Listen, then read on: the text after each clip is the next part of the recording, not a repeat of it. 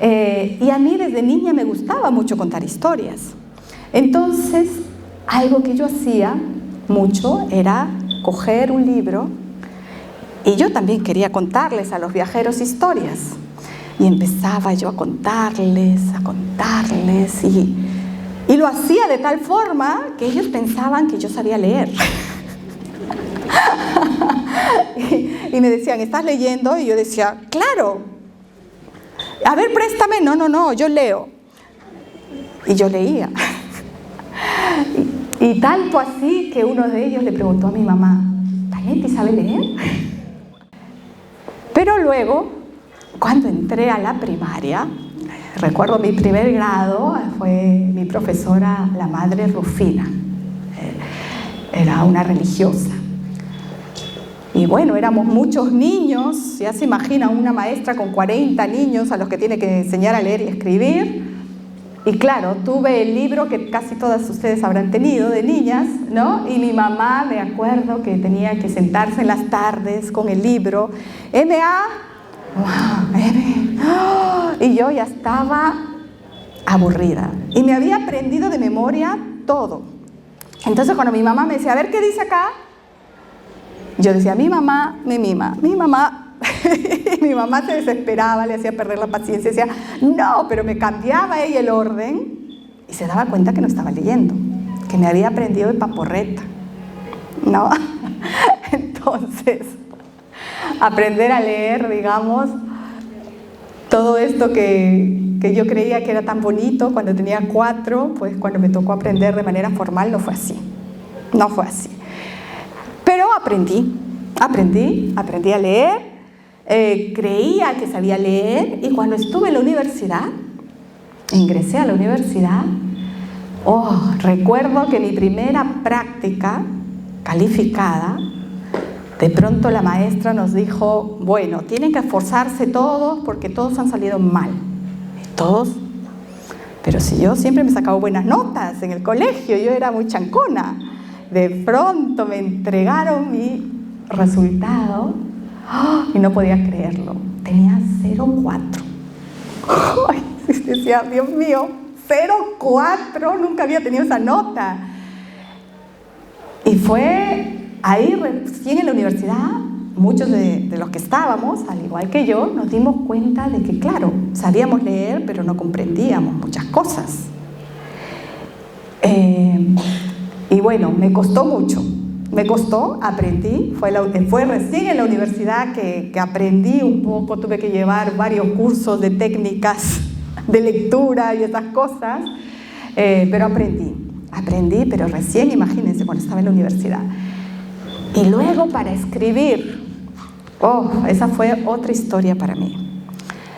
Yo daba mis exámenes, no sé si a ustedes les ha pasado, ¿no? Das tus exámenes y tú crees que has contestado bien, pero de pronto cuando me llegaba la calificación no me habían puesto el puntaje que yo esperaba tener. Y yo decía, pero si yo he dicho lo mismo que mi compañera, pero dice lo mismo, decía yo, según yo.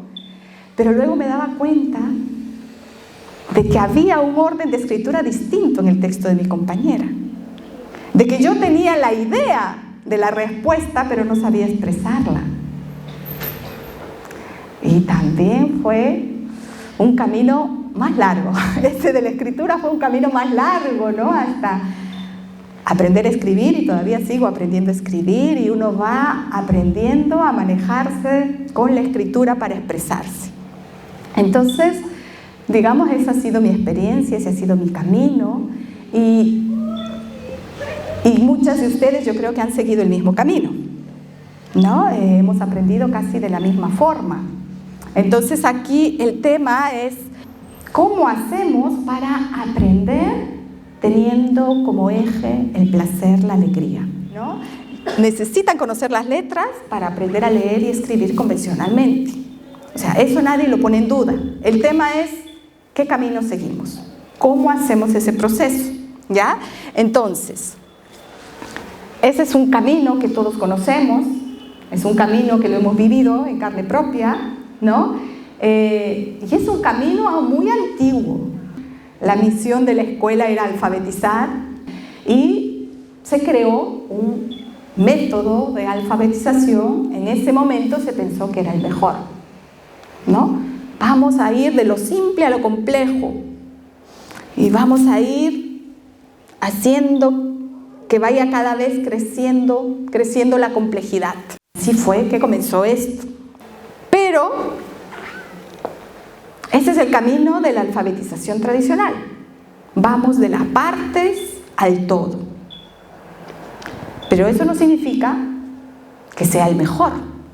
Y muchas veces vemos a los niños que, claro, cuando se enfrentan a los signos de manera suelta, de manera descontextualizada, pues resulta como, ay, ¿qué es esto? No se entiende.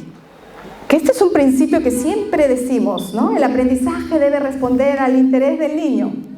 Está como principio. Pero no siempre es fácil hacerlo realidad. Entonces es recordar que no se entiende aquello que no interesa. ¿Ya? La maestra puede hacer la motivación. Muchos me dicen, pero yo trabajé, los niños respondieron ese día y después volvieron de sus casas y ya no se acuerdan nada. Y he escuchado a maestras que me han dicho, Vanetti, estos niños creo que tienen un problema de memoria. Eso lo escuché mucho cuando he trabajado en el Callao con maestros de primer grado.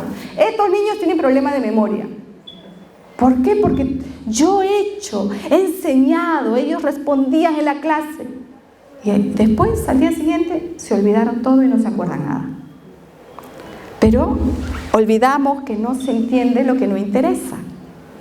Entonces, si eso no caló en el niño se lo olvida. Yo como maestra me mato, ¿no? Haciendo N cosas, N motivaciones, pero no pasa nada. Y también es importante esto. No se entiende lo que se presenta de manera aislada, fragmentada, descontextualizada. Y aquí quiero mostrarles con algo muy simple para que lo recuerden. A ver, díganme, ¿qué ven ustedes ahí? Es una pieza rompecabezas, pero ¿qué será? Un círculo, parte de una letra. Qué difícil es llegar a entender algo que está aislado. Vamos a ver si yo completo una pieza. A ver, díganme si ahora tienen una idea de qué será. ¿Será la cola de un animal? La cola. A ver, vamos a ver qué será. ¡Oh!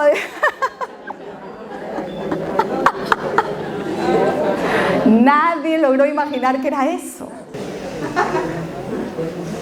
Pues ahora no lo olviden, todo lo que se presenta aislado y separado es muy difícil que se pueda comprender. Puedo yo llegar, pero voy a tardar. Voy a tardar y va a ser un proceso que no va a resultar placentero. Entonces, aquí lo que queremos no es que el niño simplemente aprenda a leer y escribir, sino queremos que los niños se conviertan en lectores, que amen la lectura, que disfruten leer, ¿no? Y para eso, pues el camino que tenemos que seguir va a tener que ser otro. Es distinto si yo parto de esto, del todo, y después puedo ir a analizar las piezas. Pero si yo tengo ya la imagen del todo, es más fácil. Ya no me pierdo, ya puedo entender, es que esto encaja con esto, es que este es el ojo. Ya no, si veo la pieza suelta sola, no sé qué cosa es, ¿no? Pero si ya tengo esa imagen y ya veo una pieza, digo, esta es tal parte y ya lo puedo acomodar y puedo llegar a ese resultado. Miren, si yo parto con cosas fragmentadas, ¿para qué son esas marcas? Es como, estoy ahí, tengo que hacer, es una obligación, aprenderé porque me lo repiten y me lo repiten y me entrenan y algo tiene que surgir de todo eso. Pero también en los últimos, no tan últimos años, más de 20 años, tenemos haciendo cambios, ¿no? A nivel curricular. Y cuando comenzó todo este cambio a nivel curricular, por los 90, ¿no? Ahí acogimos, digamos, todo este enfoque del socioconstructivismo. Y ahí asumimos este discurso: los niños son sujetos activos, los niños construyen su aprendizaje. Esto lo tenemos, pero a veces como maestros decimos: ¿cómo ayudamos a los niños para que esta progresión se pueda dar? ¿Qué hacemos? ¿Cuál es el camino? ¿No? Y aquí nuevamente, nos encontramos con esto que yo les decía al inicio. Los niños necesitan conocer las letras para aprender a leer convencionalmente. Eso nadie lo niega. Para avanzar en sus hipótesis de escritura necesitan conocer las letras. Pero ¿cuál es el camino? ¿De qué forma les enseñamos las letras? ¿No? No se puede aprender algo si no me interesa. El interés es el punto de partida. Entonces, qué distinto es el proceso de escritura cuando surge ese interés del niño de ¿para qué son esas marcas?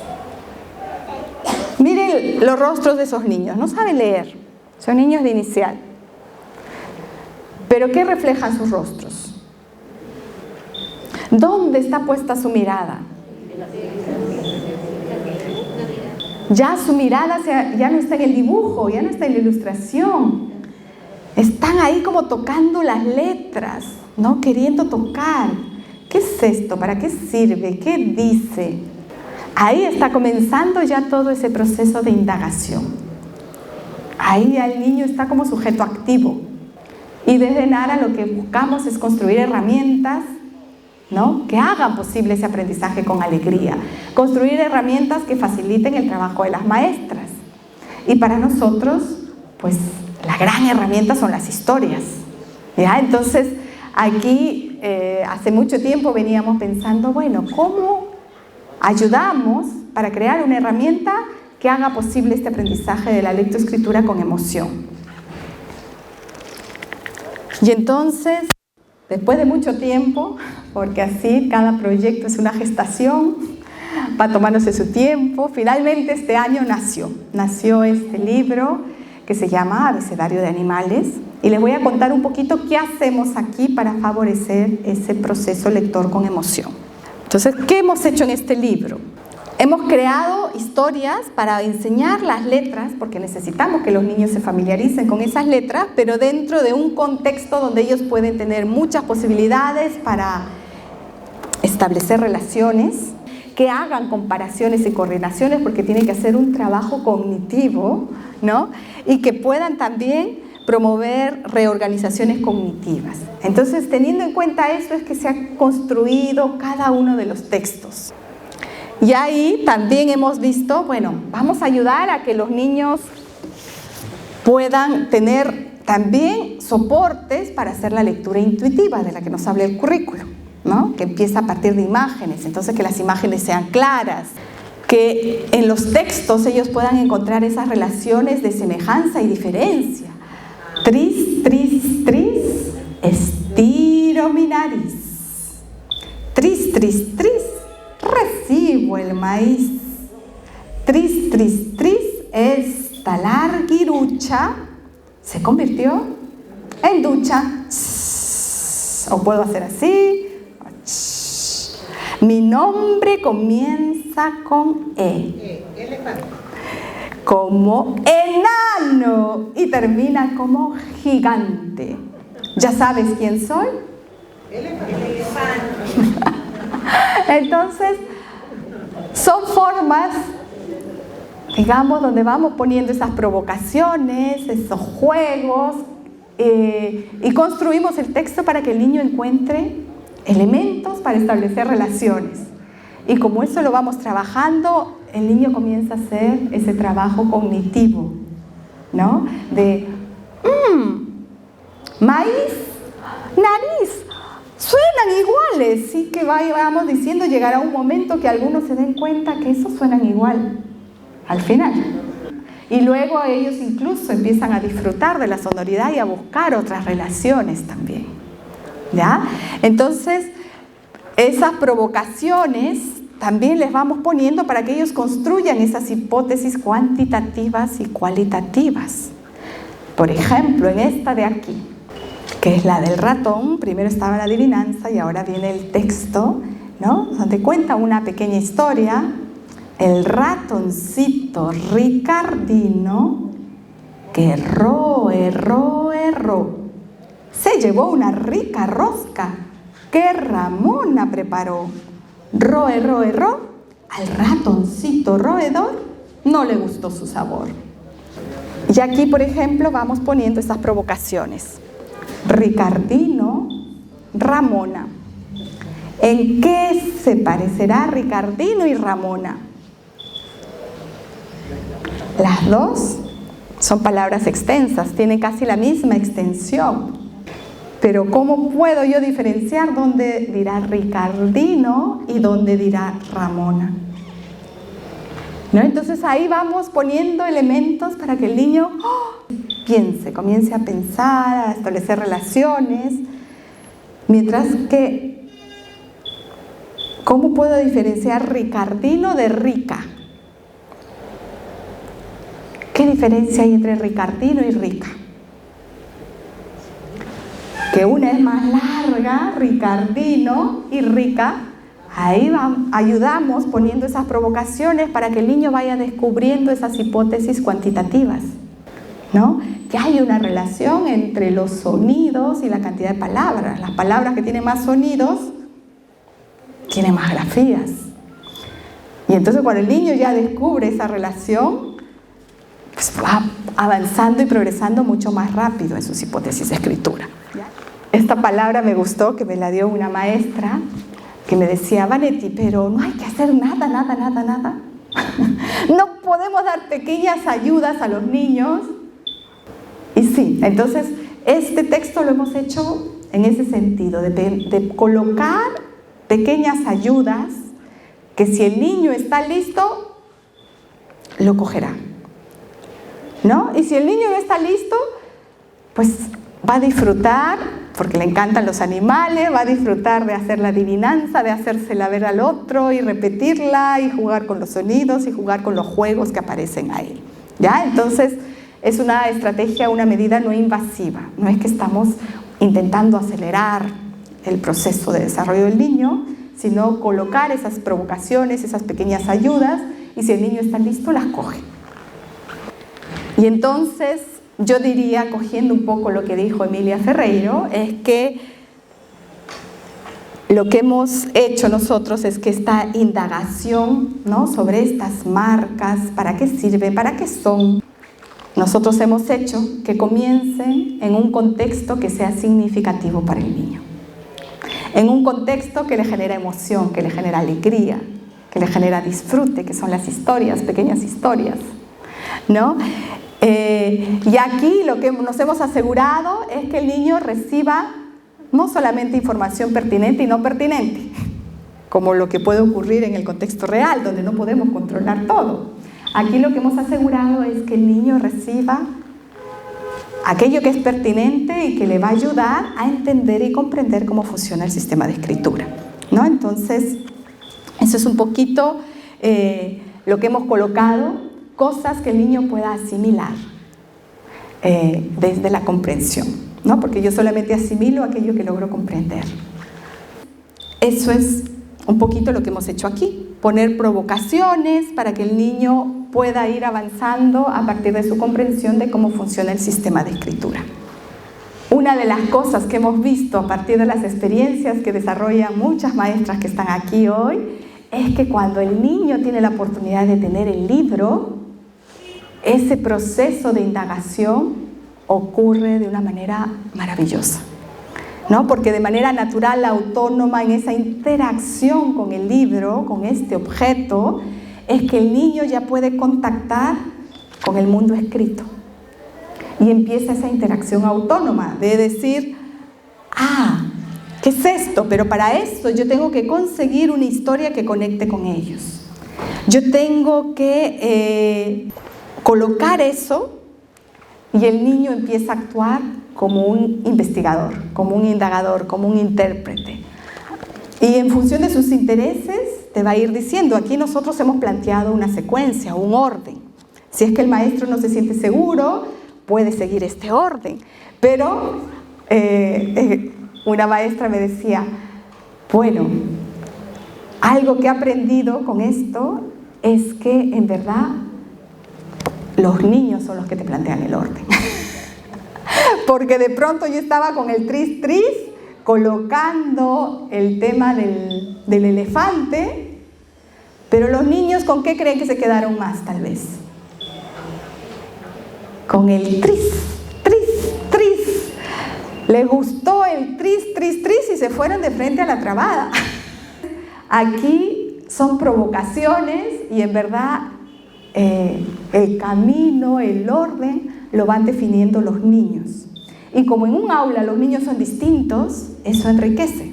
Porque algunos levantarán el tris, otros levantarán la arguirucha, tal vez les gusta.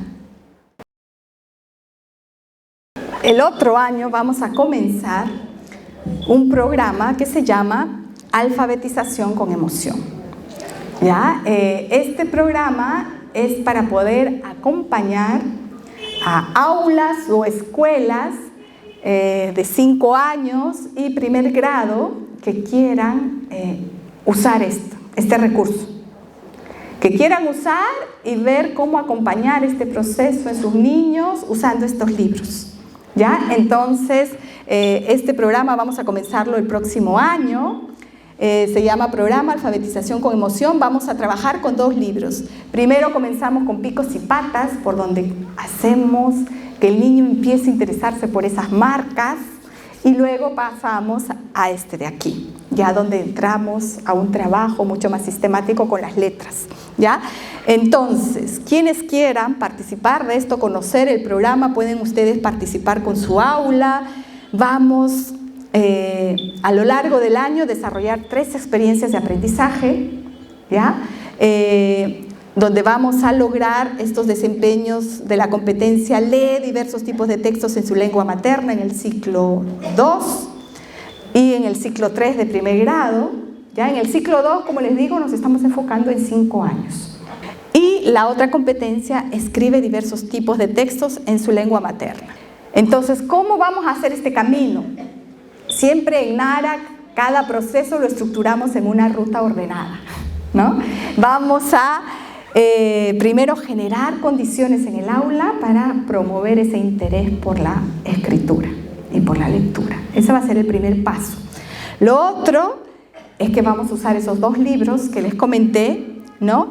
Para que los niños, a partir de esa lectura por placer, descubran cómo es que funciona el sistema de escritura. Lo otro es que vamos a trabajar desde la emoción, ¿no? Porque cada historia los va a vincular con sus emociones y va desde esa emoción, van a interesarse ellos por el mundo escrito. Cada uno de esos libros ofrece imágenes claras, imágenes que ayudan a todo lo que es la lectura intuitiva.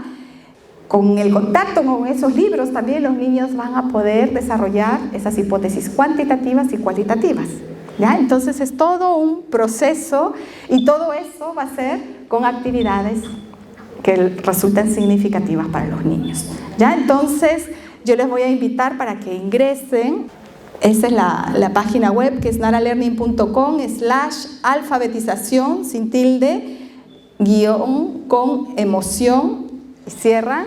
Ahí está toda la explicación del programa, en qué consiste, cómo pueden participar. Si ustedes el próximo año van a estar con 5 años o primer grado, nos escriben ahí un WhatsApp diciendo quiero asistir a la sesión informativa.